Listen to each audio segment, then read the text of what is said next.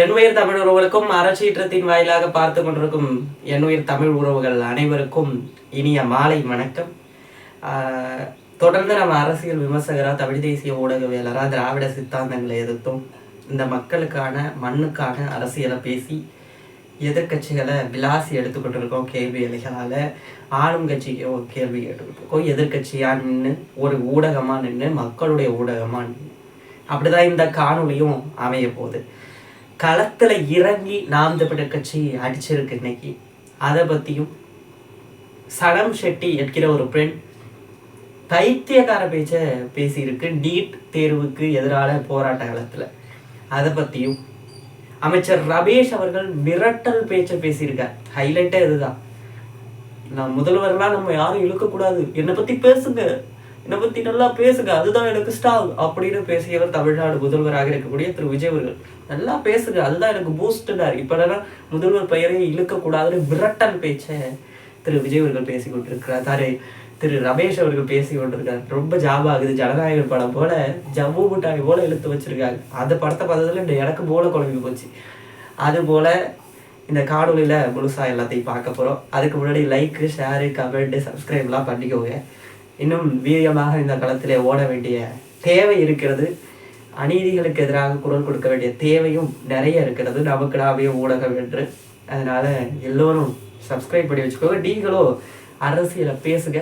எப்பொருவாய் எத்தன்மைதாயிலும் அப்பொருள் மெய்ப்பொருள் கால்கள் அறிவை என்ற தமிழ் வரைக்கு ஏற்ப நாங்கள் என்ன பேசினாலும் உங்களுடைய அறிவு கூர்மைக்கு உட்படுத்தி அதன் பின் நீங்கள் பேசுங்க. அதே போல தெய்வத்தால் ஆகாதெனினும் முயற்சிதன் மெய்வருத்த கூடி தரும் என்ற தமிழ் வரைக்கு ஏற்ப தெய்வத்தாலேயே முடியாது, நீங்கள் முயற்சி செய்தால் முடியும். அதனால் நீங்கள் நினைத்தால் அரசியல் பேசலாம். எல்லோரும் அரசியல் பேசுங்க. அரசியலை, அன்றாட அரசியலை பேச கற்றுக்கோங்க. எல்லாருமே அரசியல் பேசணும். பார்த்ததோடு விடாமல் நீங்களும் 4 பேருக்கு கடத்துங்க. அதுதான் நமக்கு அரசியல் விதைக்கப்பட வேண்டும் என்ற நோக்கோடு இந்த களத்தில் நிற்கும். இப்போ நான் மேட்ருக்கு வரேன். கிட்டத்தட்ட ஒரு தொடர்ந்து இந்த 3 நாட்களாக நம்ம பேசிக்கிட்டு இருக்கிறது தான் கரப்பான் பூச்சி அப்படின்னு காமெடிக்கு உள்ளாக்கப்பட்ட, விமர்சனத்துக்கு உள்ளாக்கப்பட்ட, அங்கீகரிக்க கூட முடியாதுன்னு சொல்ற ஒரு கட்சி தான் கரப்பான் பூச்சி கட்சி. இன்று அதில் உள்ள இளைஞர்கள் சேர்ந்து நீட் தேர்வு குளறுபடிக்காக போராட்டத்தை டெல்லியில் மேற்கொண்டாங்க. அந்த போராட்டம் அவர்கள் வைத்த கோரிக்கை என்பது உன்னதமான கோரிக்கை. அந்த கோரிக்கையை ஏற்க முடியாத ஒரு பாசிச பாஜக, ஒன்றிய அரசான கேடுகட்ட ஆட்சியாக இருக்கக்கூடிய பாஜக அதை ஏற்றுக்காம அடக்குமுறையை விட்டு அவளை அடித்து அவளை துன்புறுத்துருச்சு. அதாவது ஒரு போராட்டம் பண்ணுறாங்கன்னா அந்த போராட்டத்தை தடுத்து நிறுத்த தான் இன்று ஆளக்கூடிய ஆட்சியாளர்களாக இருக்கக்கூடிய திமுக, அதிமுகவும் இங்கு பண்ணுது. அங்கே பார்த்தாலும் அதுதான் பண்ணுது. வச்சு போராட்டத்துக்கு நோக்கம் இல்லை, போராட்டத்துக்கான தீர்வு என்னங்கிறத கண்டுபிடிக்கிறது இல்லை. அடக்குமுறையை விட்டால் இவங்க பயந்துருவாங்கன்னு நினச்சி கொண்டு இந்த பாசிச பாஜக மோடி செய்தார். நான் கூட சொல்கிறேன், 18 வயசு தான் ஆகுது, மோடியை எதிர்த்து பேசிக்கொண்டிருக்கேன். ஆனால் ஒருத்தர் பேசவே பண்ணுறாரு, வாய் திறக்கவே பண்ணுறாரு, கடைசியில் ஆட்சியில் இருக்கார், அவர் பேச பண்ணுறார். அதை நினச்சாதான் வழியாக இருக்குது. அது ஒரு பக்கம் இருக்கட்டும்.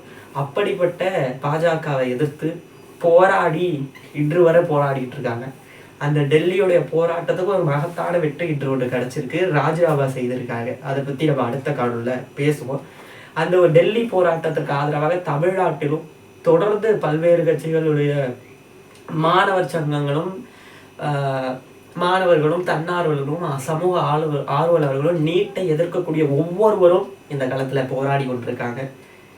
அதே போல் நாம் தமிழர் கட்சி நீட் தேர்வு ஒரு முறைகேடு இல்லை, நீட்டே ஒரு முறைகேடு தான் என்று இன்று சென்னையில் சைதாப்பேட்டையில் ஒரு போராட்டத்தை ஏற்படுத்தி மாணவர் பாசறையும் இளைஞர் பாசறையும் போராடிருக்கு. களத்தில் இறங்கி நாம் தமிழர் கட்சி அடிச்சிருக்கு. களத்தில் இன்னும் சீமானவர்கள் அல்ல, 4 விழுகச்சி வந்ததுக்கே பதறது. 4 விழுச்ச பிள்ளைகளும் மாணவர் பாசறை இளைஞர் பாசறை வந்ததுக்கே பதறாங்க. ஆனால் சீமான் வந்தாருன்னா நிறைய பேர் காணாமல் கழிஞ்சிருவாங்க போல. அந்த போல போயிட்டு இருக்கு இந்த களம். சீமான் இன்னும் களத்துக்கு வரல, ஆனால் சீமான் விரைவில் வரப்போறார். அவர் வரப்போ கேட்குற கேள்விகளுக்கு பதில் சொல்ல முடியாத நிலை இங்கே வரப்போகுது. அப்படி இந்த களத்திலே நாம் தமிழர் கட்சி நின்று போராட்ட களத்தில் நிற்குது. எத்தனையோ தோல்வி, எத்தனையோ அவமானம், முட்டை அப்படிங்கிற கலாச்சாரம்லாம் இருந்தாலும் அதெல்லாம் எங்கள் காதுக்கு தேவையில்லை. ஒவ்வொரு உயிர் உன்னதமானது. ஆனால் அதை விட எமது சுதந்திரமும் எமது கௌரவமும் எமது உரிமையும் முக்கியமானது என்று என் தலைவன் மேதகுவிய பிரபாகரன் சொன்ன கூற்றுபடி தான் இந்த களத்தில் நம்ம நிற்கிறோம். இந்த போராட்ட களம் எதுக்கானது? இது கட்சி சார்ந்து அப்பெல்லாம் இல்லை. நீட் தேர்வு என்பது உலகம் முழுவதும் அழிக்கப்படணும். நீட்டே ஒரு முறைகேடு தான். நீட் தேர்வு குளறுபடிக்காக தான் டெல்லியில போராடுறாங்க. ஆனா நாங்க நீட்டே வேணாம் தான் போராடுறோம். நீட் எக்ஸாமே வேணாம்.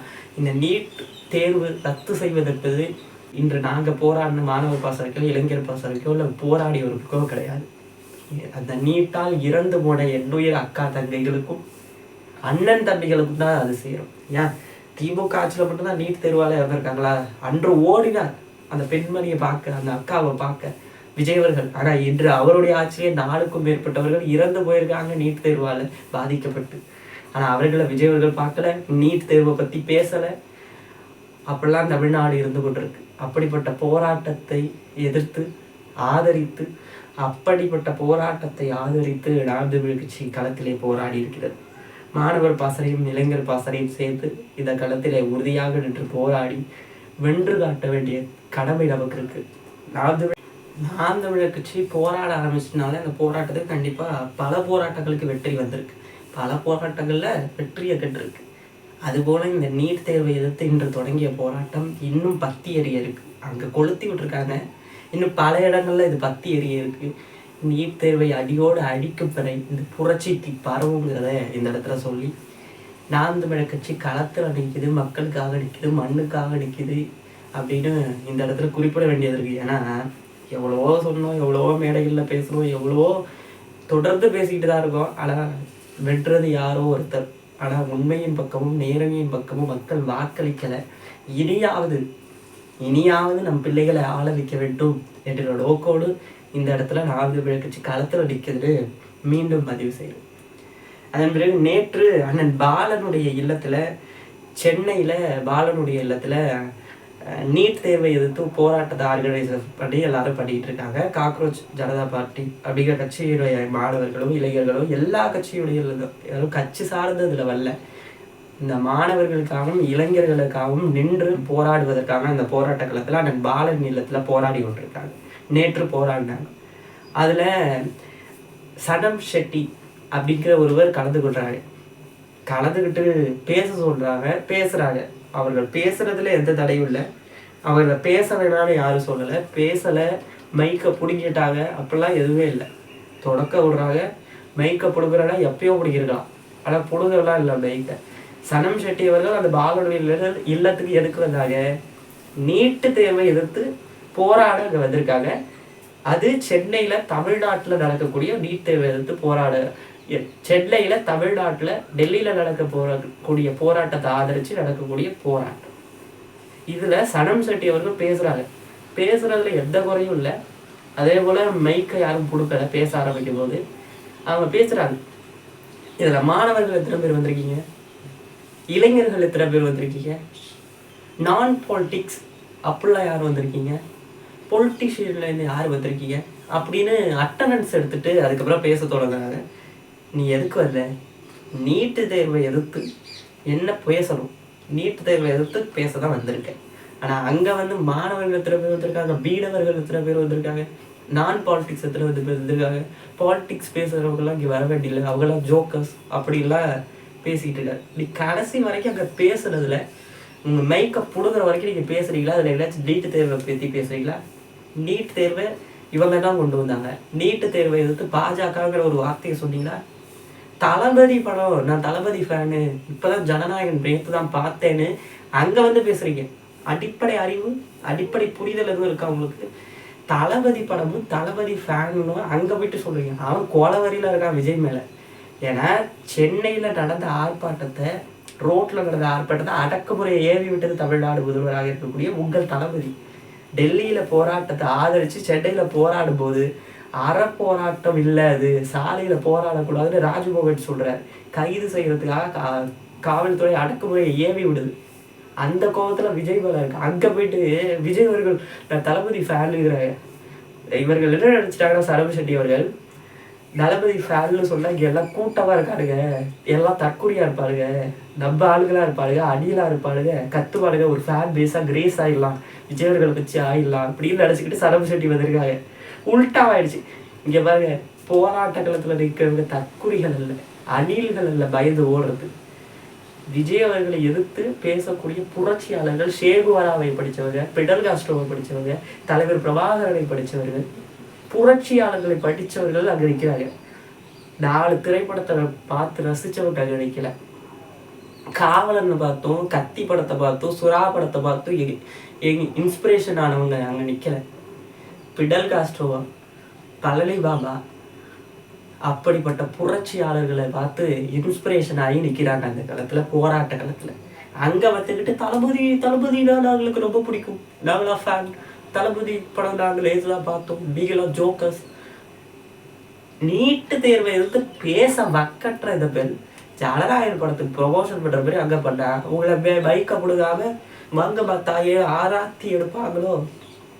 இதுக்கு தாவேக்கால உள்ளவங்களாம் ஃபயர் விட்டுக்கிட்டு சிங்கப்பெண் அப்படின்லாம் ட்விட்டரில் எழுதிட்டு இருக்காங்க. யார் தாவேக்காவோட ஆளுங்க அந்த பொண்ணுக்கு ஃபயர் விட்டுட்டு இருக்காங்க. தங்கள் தளபதி மதச்சார்பற்ற சமூக நீதி, ஜாதி மதம் பார்க்காதவர். அந்த பொண்ணு பேருக்கு முன்னாடி செட்டின்னு ஜாதி பேரை போட்டுக்கிட்டு அலையக்கூடிய பெருமைப்படக்கூடிய ஆள். சாதி என்று ஒன்றை வச்சுக்கொண்டு பெருமைப்படக்கூடிய ஆள் அந்த சடம் செட்டி. அதுக்கு சப்போர்ட் பண்ணிட்டு இருக்காங்க. சப்போர்ட்டு அதுக்கு எப்படி தெரியுமா இல்லையா, கொத்து உசரம் பொழந்துட்டாங்க. அது பொழந்துச்சா? ஏன்னா தளபதி படம் பிடிக்கூட போராட்ட காலத்தில் வந்து சொல்லுது. போராட்டமே யாருக்கு? விஜய் அவர்களை எதிர்த்தோம், நீட் தேர்வை எதிர்த்தோம். விஜய் அவர்கள் அந்த அடக்குமுறையை ஏவி விடுறார். மெரினா கடற்கரையை பூட்டி வச்சிருக்காரு. நான் கேட்குறேன், தளபதியோட ஃபேன் தான் வைங்க. உங்கள் தளபதி தான் நீட்டு தேர்வை எதிர்த்து வாய் திறக்கலை. நீட்டு தேர்வை எதிர்த்து ஒன்றிய அரசான பாஜக என்ற பெயரை சொல்ல பயந்துருக்கார். உங்கள் தளபதி தான் பாஜகவுடைய தலைவரான மோடி அவர்களுடைய பெயரை சொல்ல பயந்து நிற்கிறார். மெரினா கடற்கரையை பூட்டி வச்சு போராட்டம் பண்ண விடாம தடுக்கிறது உங்க விஜய், உங்க தளபதி தான். அறப்போராட்டம் இல்லைன்னு சொல்லி அடக்குமுறையை ஏவி விட்டது உங்கள் தளபதி தான். அப்படி இருக்க எப்படி தளபதிக்கு ஆதரவா அந்த போராட்டம் இருக்கும்? அதனால சனம் செட்டி அவர்கள் அங்கே வந்து பேசியிருக்கவே கூடாது. உங்களை பேச வேணான்னு சொல்லலை, ஆனால் சரியான கருத்தை பேசுறதுக்கு தான் அந்த இடத்துல அனுப்பி விட்டாங்க. உன்னை ப்ரெஸ் மீட்டில் வந்து நான் தான் சிங்க பெண்கிற மாதிரி பேசிக்கிட்டு இருக்கு. என்னை பேச விட மாட்டாங்க. உங்களை பேச விடக்கூடாதுன்னு எப்போ முடிவு பண்ணியிருப்பாங்க தெரியுமா? நீங்கள் வந்தப்பயே பண்ணியிருந்தா அது தப்பு. நீங்கள் வந்து மைக்கு கேட்டு கொடுக்கலனா தான் அது தப்பு. அப்படி யாரும் அங்கே பண்ணலை. நீங்கள் பேசிய இடத்துல தவறு இருக்கு அப்படின்னோடனே அங்கே கூச்சலிடுறாங்க. இவங்க என்ன நினச்சிட்டாங்கன்னா, முன்னாடி சொன்னது போல கூட்டமாக இருக்கும்போது தற்குறிகள் அதிகமாக இருப்பாங்கன்னு நினச்சிட்டாங்க. அப்படிலாம் அங்கே யாரும் இல்லை ப்ரோ, இல்லை சனம் செட்டி ப்ரோன்னு வருது. இந்த ஜனநாயகன் படத்தை வந்து பார்த்துட்டு வந்ததுல எனக்கு மண்டை குழம்பிடுச்சு. அதனால் சனம் செட்டி அவர்கள் ஒன்று புரிஞ்சுக்கோங்க, வந்த போராட்ட களம் வேறு, நீங்கள் பண்ணுறது வேறு. இந்த அம்மா ஜாதி பெயரை வச்சுக்கிட்டு பெருமைப்படக்கூடிய ஆளெல்லாம் மலிவான அரசியலையும் இந்த போராட்டத்தை வச்சு நம்ம ஜனநாயகன் படத்தெல்லாம் பேசி விஜயவர்களை பேசி ட்ரெண்டிங் ஆகலாங்கிற நினப்போடு வந்த பெண் தானே தவிர நீட்டை எதிர்த்து மாணவர்களுக்காக அறுத்து கிழிக்கணும்னு வரல. வந்திருந்தா விஜயவர்களை எதிர்த்து பேசியிருப்பீங்க, வந்திருந்தா அடக்குமுறையை பேசியிருப்பீங்க, பாஜகவை பேசியிருப்பீங்க. வாய் துறக்க வக்கற்ற பில் தான் நீங்கள். அதே போல் இதை கடந்து போயிட்டுருக்கோம். நீட் தேர்வை தொடர்ந்து போராடிக்கிட்டு இருக்காங்க, தமிழ்நாட்டிலையும் சரி டெல்லியிலையும் சரி. இதை தொடர்ந்து பேசும்போது அமைச்சர் ரமேஷ் அவர்கள் செய்தியாளர்கிட்ட ஒன்று சொல்கிறார். நீட் தேர்வுக்கு எதிராக தமிழ்நாட்டில் நடக்கும் போராட்டங்களில் முதல்வர் பெயர் பயன்படுத்தினால், முதல்வருக்கு எதிராக திருப்ப முயன்றால் அரசு கையாளும் விதம் வேற மாதிரி இருக்கும்னு சொல்றாரு. அவர் என்ன சொல்றாருன்னா, நீட் தேர்வுக்கு எதிராக தமிழ்நாடு முதல்வர் பக்கம் இந்த பிரச்சனையை திருப்ப பார்த்தா அரசு வந்து கையாளுவது விதமே வேற மாதிரி இருக்குங்க. அதாவது நேரடியா மிரட்டல் விடுகிறார் அமைச்சர் ரமேஷ் அவர்கள். முதல்வர் விஜய் அவர்களுடைய பெயர் பயன்படுத்தக்கூடாதா ப்ரோ? தப்பு ப்ரோ, இது ரொம்ப ரொம்ப தப்பு ப்ரோ. அடுத்து முதல்வர் பக்கம் நாங்கெல்லாம் திருப்ப பார்க்குறோம், போராடுறவங்களாம் திருப்ப பார்க்குறாங்க அப்படின்னா, ஏன் போராடிய போது சென்னையில் அடக்குமுறையை விட்டு கைது செய்ய பார்த்தீங்க? ஏன் போராட்ட காலத்து மெரினா கடற்கரையில் வைக்கணும்னு சொன்னோன்னே மெரினா கடற்கரையை பூட்டி வச்சிங்க? ஏன் நீட்டு தேர்வை எடுத்து டெல்லியில் போராடும் போது ஒரு அறிக்கை கூட விட தகுதியற்று பயந்து நின்றாரு? ஏன் ஒரு போராட்ட காலத்தில் அறிக்கை விட சொன்னால் ராகுல் காந்தி அடிபட்டோட ராகுல் காந்திக்கு ஆராதனை எடுத்துக்கிட்டு இருக்காரு? ஏன் போராட்ட காலத்தில் நீட் தேர்வை கொண்டு வந்து நீட் தேர்வை ரத்து செய்வதற்காக ஒன்றிய அரசான பாஜக வலியுறுத்தலை, பாஜக என்ற பெயரை பயன்படுத்தலை, மோடி என்ற பெயரை பயன்படுத்தலை? அவ்வளவு பயமா ப்ரோ? மோடின்னு சொல்ல அவ்வளவு பயமா ப்ரோ? இல்லை விஜய் அவர்களுக்கு பாஜகன்னு சொல்ல பயமா? கரூர்ல 41 பேர் இறந்ததுக்கு சொல்லவே மாட்டீங்களே. பாஜக நீங்களும் சொல்லலை, அமைச்சர்களும் சொல்லலை, புசியானந்தும் சொல்லலை, விஜயும் சொல்லலை, ரமேஷும் சொல்லலை, நிர்மல்குமாரும் சொல்லலை, இது போன்ற யாருமே சொல்லலையே. பாஜக தான் இதுக்கு பிரச்சனை அப்படின்னு விஜயோடைய. அதே போல ரமேஷ் சொன்னது போல இருக்கட்டும். ரமேஷ் சொன்னது போல முதல்வர் பக்கம் இது திருப்பினா அரசு கையாளும் விதம் வேற மாதிரி இருக்குன்னா எப்படி இருக்கும்? என்ன நீங்க என்ன அப்படி என்ன பண்ணுவீங்க? என்ன உங்களால பண்ண முடியும்? சில்லியா அரெஸ்ட் பண்ணுவீங்க, கைது மட்டும்தான் உங்களால பண்ண முடியும். கைதெல்லாம் இங்க போராட்ட களத்துக்கு வந்துட்டா கைதை பார்த்து யாரும் பயப்படவும் இல்லை. உங்களுடைய அடக்குமுறையை பார்த்தாலும் யாரும் பயப்படுறது இல்லை. தலைவர் சொல்ற கூட்டம் தான் என் உரிமை உன்னதமானது, அதுக்காக என் உயிரே போனாலும் போராடுவேன் அப்படின்னு சொல்லியிருக்கா என் முயற் தலைவன் மேதகு பிரபா. அதை படித்த புரட்சியாளர்கள் தான் போராட்டம் பண்ணிட்டு இருக்காங்க அந்த காலத்துல. அதனால விஜய் இல்லை, எவனா இருந்தாலும் போராட மாட்டீங்க. எவ்வளவு அடக்குமுறை கொடுத்தாலும் நேரடியான மிரட்டல் இதெல்லாம் அரசு கையாளுற விதமா வேற மாதிரி இருக்கும். நான் இப்ப சொல்றேன், முதல்வருடைய முகத்திரை கிழிக்கப்பட வேண்டும். உங்களை அக்கு வேற ஆடி வேற பிரிச்சு எடுக்க வேண்டும். உங்களை பத்தி முழுமையா உடைச்சு பேசணும். இனி நீங்க பேசுறதெல்லாம் அதிகார திபரோட உச்சம். அப்படி இருக்கும்போது அந்த உச்சத்தை குறைக்கணும்ல, உண்மையை போட்டு உடைக்கணும்ல. அதனால எல்லாத்தையும் இனி உடைச்சு பேச வேண்டியது இருக்கு. அதனால ப்ரோ, பாஜக பாசிச பாஜக, கொள்கை எதிரி பாஜக, பாசிசம் பாஜக அப்படின்னு பேசுங்க ப்ரோ. நீட் தேர்வை எதிர்த்து உண்மையான தேர்தல் அறிக்கையில நீங்க கொடுத்துருக்கீங்க, நீட் தேர்வு நமக்கு உகந்ததில்லை, நீட் தேர்வை நம்ம ரத்து செய்யணும்னு வலியுறுத்துவோம். இப்போ வரைக்கும் வலியுறுத்திருக்கீங்களான்னு உங்க மனசாட்சியை தொட்டு சொல்லுவேன். ஒன்றிய அரசாங்க பாஜகவுக்கு வலியுறுத்துறீங்களா, இல்லை வன்மையா கண்டிச்சிங்களா, இந்த போராட்டத்துக்கு உன்னதமாக நீங்க நின்னீர்களா என்பதை நீங்களே தெரிஞ்சு பேசுங்க. அப்படி உண்மையா நின்னீங்கன்னா சென்னையில் அன்னைக்கு கைது செஞ்சிருக்க மாட்டீங்க. போராட்டம் இல்லைன்னு சொல்லி ரோட்ல போராடக்கூடாதுன்னு முட்டாள்தனமா ராஜ்மோகன் பேசியிருக்க மாட்டேன். அதனால இனி புரிஞ்சு பேசுங்க. உங்களுடைய முகத்திரை இனி கிழிக்கப்படும். கிழிச்சு தொங்க விடாம இனி விடவும் மாட்டோம். ஏன்னா அரசு கையாளுற விதம் தான் வேற பேர் இருக்கும். எப்படி ராவணம வேண்டா, ஒத்தையில் நிற்கிற வேண்டா, உலகாண்ட வேண்டா அப்படின்னு கிரிஞ்சாவா. இதெல்லாம் நீங்க ஜனநாயக திரைப்படத்தோட வச்சு கொடுங்க. மிரட்டல், உருட்டல், அரட்டல்லாம் அதிகாரத்து பொருளை பண்ணாதீங்க ப்ரோ. அப்புறம் மக்கள் உங்களுக்கு சரியான தீர்ப்பு தருவாங்க என்று சொல்லி காணொலியை முடிக்கிறேன். நன்றி.